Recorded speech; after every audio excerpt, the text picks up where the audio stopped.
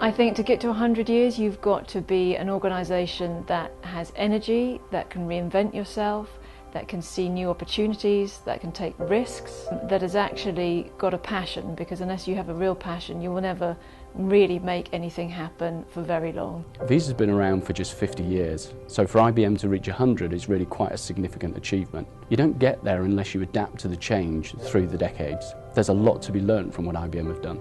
It's evident that IBM has regenerated itself and changed from the time it was just providing ticker tape machines for people to check in and out at work.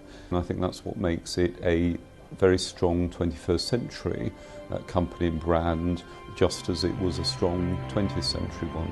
I think the most significant quality is that of continuous improvement, being able to reinvent yourself as the world changes and evolves around you. IBM, through their years of experience and their innovation, have not only managed to stay in business, but to lead the IT technology world. Well, IBM's success depends above all on its people, and I think the thing that I discovered as I went on to lead a number of major organisations subsequently, the quality of the people in IBM across the board is something that I've not seen anywhere else. The critical thing for me about major organisations is not just that they're still here, but they're still managing to both contribute and innovate.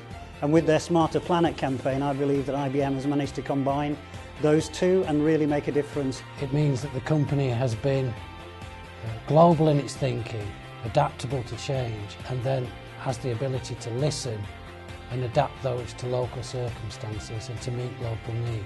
To me, they've always been there. You know, they're part of our civilization. They're a core organisation in our world, and they've pushed the social responsibility boundaries. They were the first organisation to have an anti-discrimination policy, and that's just phenomenal. So it's no wonder they're still there. The fact that IBM have lasted 100 years is a tribute to their inclusive approach to technology. They're not just another corporate organisation interested in money, they're interested in changing people's lives, and having pioneered technology such as voice recognition software that's now available on every computer and on every mobile phone just shows that this approach has actually been transforming people's lives. It's also clever in that it uses what it's good at, so it uses its people and it uses its technology to encourage volunteering initiatives throughout the world. So at Nationwide, our brand stands for openness, honesty and transparency, and it's important that we work with suppliers who are able to exhibit those sorts of values. And IBM proved to us that they were open, honest and transparent in the way in which they worked with us to formulate the deal that we've done to deliver our new internet bank.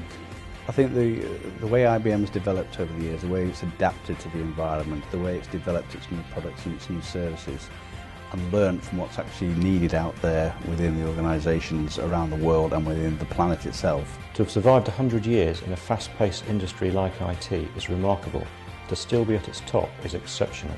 IBM is a classic example, one of the very few examples, of longevity and an understanding of the importance of marketing and the importance of a strong CEO with a strong vision. My grandfather's pioneering spirit is still alive today after 100 years, and he would have been immensely proud to have reached this milestone.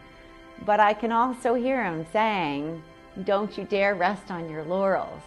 And I believe IBM will be around for another 100 years, and it will survive with the grace and integrity and the pioneering spirit that's been there from the beginning.